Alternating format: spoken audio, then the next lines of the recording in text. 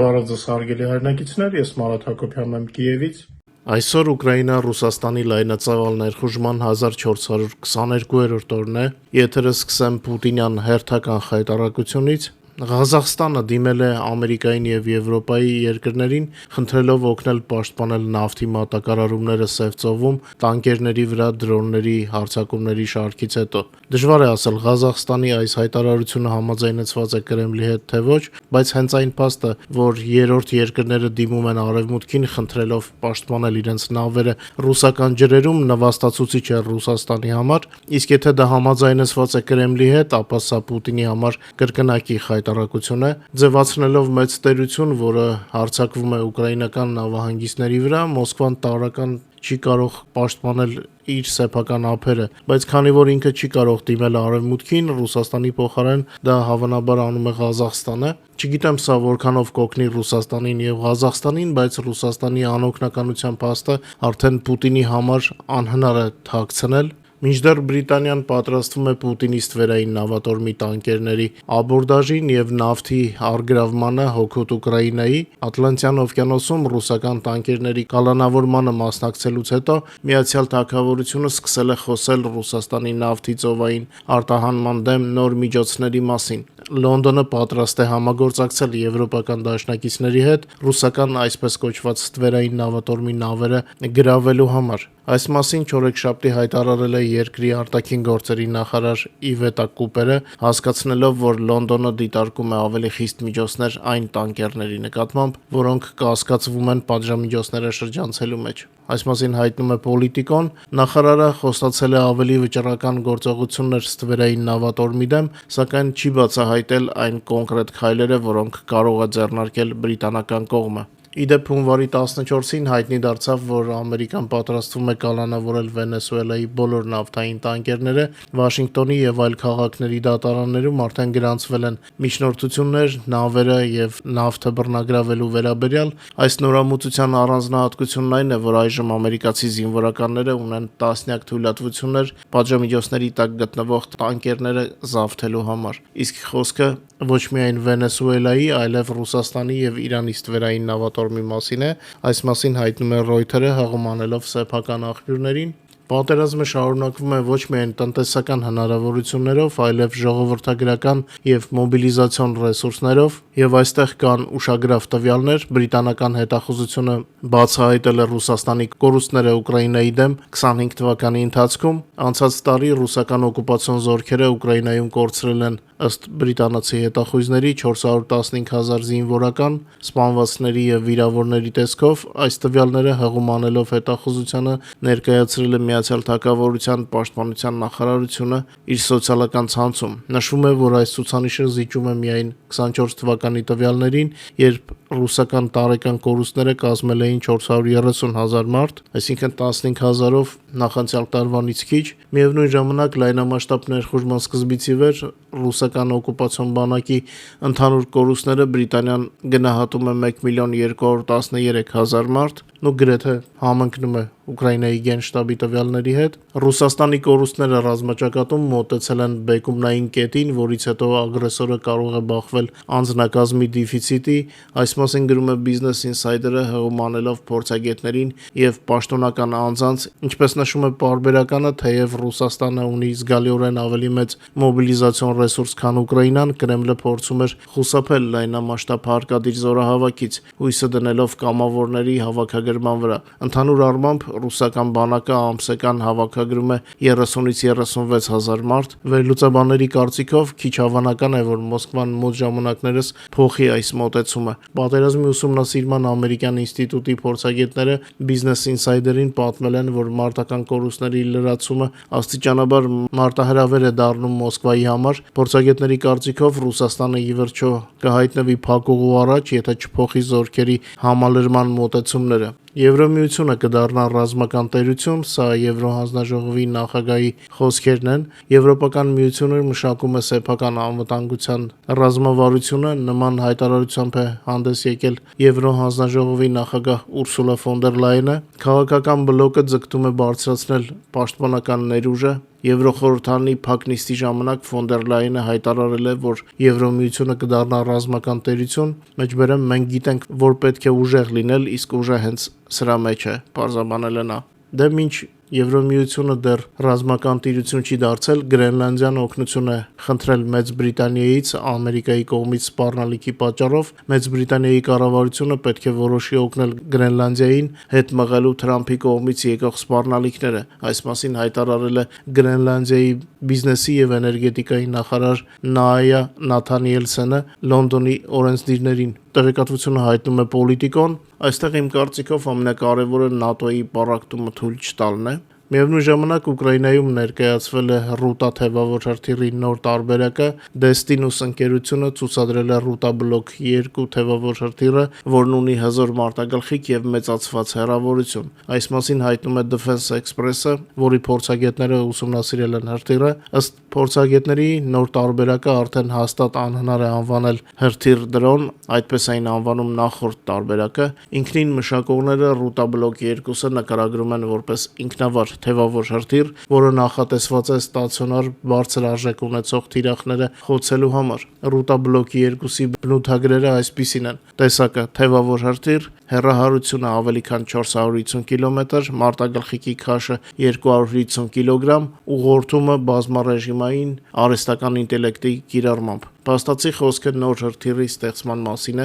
որը ունի սկզբունքորեն նոր հնարավորություններ։ Ամեմատության համար նշենք, որ Ռուտայի նախորդ տարբերակը ուներ 300 կմ հեռահարություն, իսկ մարտագլխիկի քաշը կազմում էր մի քանի տասնյակից մինչև մոտ 100 կգ։ Նախորդ տարբերակից Ռուտա բլոկ 2-ը տարբերվում է ոչ միայն բնութագրերով, այլև կորպուսի փոփոխված ձևով, ինչը կարող է նպաստել քիչ տեսանելիության բարձրացմանը։ Նոր տարբերակը ստացել է բարդ թև, որը թույլ է տալիս հրթիռը արձակել տրանսպորտային արձակման կոնտեյներից։ Նոր հրթիռը լավ է, բայց անհրաժեշտ է մասշտաբավորում, մեզ պետք է արագ լուծել զանգվածային արտադրության հարցը, հիմա մեզ շատ հրթիռներ են պետք։ Իդեպ ռազմական փորձագետները նշում են, որ Ռուսաստանը քիչ միջոցներ ունի մեր բալիստիկ հրթիռները խոցելու համար։ Ռուսաստանը ունի քիչ թվով հակաօդային պաշտպանության համակարգեր, որոնք ունակ են խոցել բալիստիկ հրթիռներ։ Սեփական ողջ տարածքը ծածկելու համար ռուսներին անհրաժեշտ է ավելի քան 150-ից 200 միավոր S-400 համակարգ, իսկ մինչ պատերազմը ռուսները ունեին ավելի քան 50 միավոր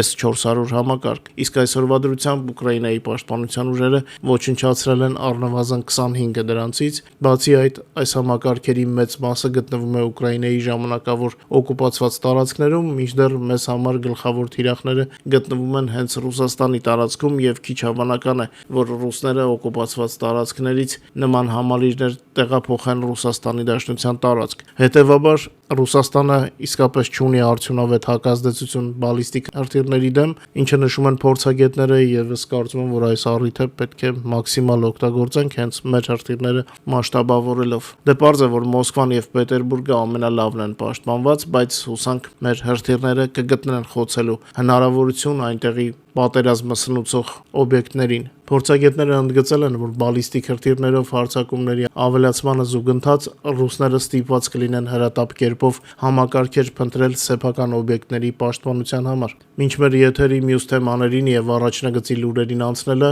խնդրում եմ օգտագործել YouTube-ի գործիքները մեր եթերի առաջ խաղացմանը նպաստելու համար, խնդրում եմ լայքեք եւ եթե հնարավոր է կիսվեք մեր հեռարձակմամբ սոցիալական ցանցերում, նաեւ ստուգեք արդյոք բաժանորդագրված եք նոր ալիքին թե ոչ։ Հիշեցնեմ նաև, որ օրը 24 ժամ գրեթե կարող եք տեղեկանալ Ուկրաինայի եւ Ուկրաինայի շուրջնորությունների մասին մեր Telegram-յան ալիքից, QR կոդը ձեր էկրաններին է, բաժանորդագրվեք եւ վայելեք։ ԱՄՆ պետդեպարտամենտը կասեցնում է ներգաղթային վիզաների տրամադրումը 75 երկրների, այդ թվում ցավոք նաև Հայաստանի քաղաքացիների համար, այս մասին հայտնել է Fox News-ը։ Սա ոչ հաճելի լուրերի շարքից է, հուսանք վիճակը արագ կշտկվի։ Բացի Հայաստանից այս միջոցառման տակ հայտնվել են հարևան երկրներ՝ Ռուսաստանը, Իրանը, Վրաստանը, Թուրքիան եւ Ադրբեջանը։ Բացի Վրաստանից մնացածը լավ շրջապատ չէ եւ չէինք ուզենա տեսնել մեր Հայաստանը նման երկրների շարքում։ Տեսա այն է, ինչի մասին ես խոսում էի երեկ, Թրամփի գալով դժվար ժամանակներ են սկսվել, բայց ինչպես ցանկացած դժվարության ժամանակ պետք է շատ եւ որակով աշխատել։ Օրինակ, հենց երեկ Թրամփը զգալով դաշնակիցների ճնշումը Դավոսի ֆորումից առաջ, որտեղ պետք է կայանա հանդիպում նաեւ Զելենսկու հետ, նորից անհասկանալի հայտարարություն արեց մեր նախագահի դիրքորոշման մասին, բայց ինչպես օրերս ասացի եթերում, կարևորն այն է, ինչ գրված է այն փաստաթղթերում, որոնք պատրաստել են մեր եւ ամերիկյան բանակցողները եւ որոնք պետք է ստորագրի Թրամփը։ Հռետորաբանությունը մի բան է, գործերը այլ։ Երեք Թրամփը եւս մեկ երկիմաստ հայտարարություն արեց, այս անգամ արդեն Իրանի վերաբերյալ, նա պարզ չէ որտեղից որոշեց, թե Իրանում դադարել են սպանել ցուցարարներին, նման հայտարարությունը նման էր իրանական հարցում հետ քայլի, հուսանք, որ շրջապատը Թրամփին կբերի անհրաժեշտ տոնուսի, որպիսի նա շարունակի սկսած գործը։ Իրանում մարդիկ շարունակում են պայքարել եւ հույս ունենալ արտաքին աջակցության վրա։ Հնարավոր է նաեւ, որ սպանությունների դադարեցման մասին Թրամփը ասել է մանևրելու համար, բայց Իրանում գիշերը 2 անգամ փակել էին երկրի օդային տարածքը, նրանք չեն վստահում Թրամփին։ Իմ կարծիքով սխալ քայլ էր դա Թրամփի կողմից զուտ հոգեբանական առումով Իրանի ցուցարարների հանդեպ։ Բայց տեղեկություններ կան, որ Ամերիկան որոշել է հարավչինական ծովից ավիակիր հարվածային խումբը տեղափոխել Մերձավոր Արևելք Թրամփի Իրանին նախկինում չտեսնված հարվածներ հասցնելու սպառնալիքների ֆոնին։ Այս մասին հայտնել է News Nation-ը հղում անելով տեղեկացված աղբյուրներին։ Մոտեցանք ռազմական լուրերին, Իսպանիայի կառավարությունը 37 միլիոն եվրո կհատկացնի ուկրաինական հակաօդային պաշտպանությունը ուժեղացնելու նպատակով Lanza LTR-25 մարտավարական ռադարի պատրաստման եւ Ուկրաինային փոխանցման համար։ Ժամանակակից պատերազմը փոխում է ինչպես մարտավարությունը, այնպես էլ սպառազինության տեսակները։ Ուկրաինայի համար նախատեսված բրիտանական Raven շարժական զենիթահրթիռային համալիրը օգտագործում է օրինակ Asram ավիացիոն հրթիռներ մինչև 15 կիլոմետր հեռահարությամբ։ Ըստ էության ավիացիոն հրթիռը կիրառվում է հակադրոնային պաշտպանության նպատակներով, ինչը նախկինում չի արվել։ Նույնը վերաբերվում է նաև ավիացիային, Ուկրաինայի օդաչուները ստիպված են եղել մշակել F-16 կործանիչների կիրառման սեփական մարտավարական մոտեցումները, քանի որ արևմտյան պատրաստվածությունը բավարար չափով հարմարեցված չէր Ռուսաստանի դեմ պատերազմի պայմաններին, ուկրաինական երկինքը հագեցած է հոբ միջոցներով երկու կողմերից, ռադիոէլեկտրոնային պայքարի համակարգերով եւ ռուսական կործանիչների ու հրթիռների մշտական սպառնալիքով, ինչը նախատեսված չէր շատ ուսումնական սցենարներում, որը որ տրամադրել էր Արևմուտքը։ Արդյունքում ուկրաինացի օդաչուները ստիպված էին փաստացի 0-ից ստեղծել նոր մարտական ալգորիթմներ, թևավոր հրթիռներ որսալու, շահեդ հարվածային անօդաչուները ոչնչացնելու եւ հոբ խիտ կրակի տակ շփման գծի մոտ գործելու համար։ Այս իմպրովիզացիոն մարտավարությունների արդյունավետությունը այնքան բարձր է եղել, որ արևմտյան գործընկերները սկսել են դրանք մանրակրկիտ ուսումնասիրել։ Ինչպես արդեն ասացի, ժամանակակից պատերազմը ձևավորում է նոր մարտավարություն, նոր ալգորիթմներ, նոր մոտեցումներ եւ նոր զինատեսակներ։ Նույնիսկ ռուսները իրենց եթերներում սկսել են ընդունել, որ ուկրաինացի զինվորականների հնարամտությունը ստիպում է Պուտինյան բանակին կրել հսկայական կորուստներ, ռուսական պատերազմի կողմնակից բլոգերները գնալով ավելի հաճախ են խոստովանում, որ Ուկրաինայի զինված ուժերը նոր մարտավարությամբ լրջորեն բարդացրել են ռուսական բանակի հարձակողական գործողությունները եւ հանգեցրել կորուստների աճի։ Z հատվածում սա արդեն անվանում են անվերջանալի մսաղաց, որը կոտրում է առաջ գնալու ցանկությունը նույնիսկ ամենամոտիվացված ստորաբաժանումների մոտ։ Ինչպես պատմում են հենց իրենք ռուսները, Ուկրաինան գնալով ավելի արդյունավետ է վարում մարտը երկրորդ համարով, չփորձելով հարձակվել ամենուր, այլ Ռուսաստանի յուրաքանչյուր առաջխաղացումը վերածելով ագրեսոր երկրի համար առավելագույնս թանկ եւ արյունալի գործընթացի։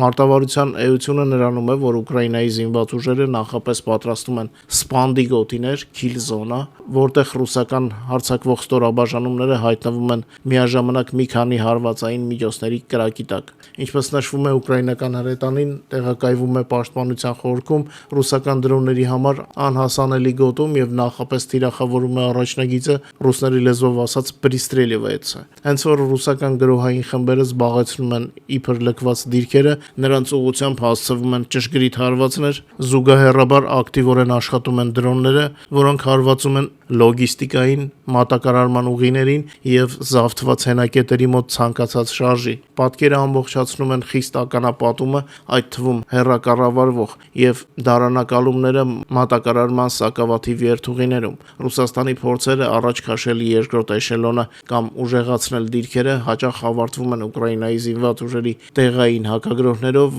որոնց նպատակը հենց այդ մշտական կորուստների գոտին առաջնագծի եւ թիկունքի միջև պահպանելն է։ Ռուսները խոստովանում են, որ դրա պատճառով տարբեր մակարդակների ռուս հրամանատարների մոտ հարձակվելու ցանկությունը գնալով նվազում է, քանի որ առաջխաղացումը չափվում է ոչ թե կիլոմետրերով, այլ կորսված մարդկանցով։ Արդյունքում, ըստ նրանց, Ռուսաստանը ավելի ու ավելի հաճախ է քարտեզներ ներկում զուտ ձևականորեն, որպեսզի Կրեմլին զեկուցի հաջողությունների մասին։ Դե քարտեզ ներկելը մեր լսարանի համար նորություն չէր, բազմիցս եմ անդրադարձել այդ թեմային, իսկ երեք Պոկրովսկի ուղղությամբ ռուսական բանակը 25 անգամ է գրոհել, Գուլայպոլի ուղղությամբ գրոհել է 20 անգամ, Կուպյանսկի ուղղությամբ ընդամենը 3 գրոհ է եղել։ Բացի ռազմական բախումների գրեթե 1/3-ը տեղի է ունեցել Պոկրովսկի եւ Գուլայպոլի ուղղություններով, ռազմաճակատում վերջին 1 օրվա ընթացքում տեղի է ունեցել 132 մարտական բախում, որոնց ժամանակ Ռուսաստանը կորցրել է եւս 1150 օկուպանտ եւ 1219 միավոր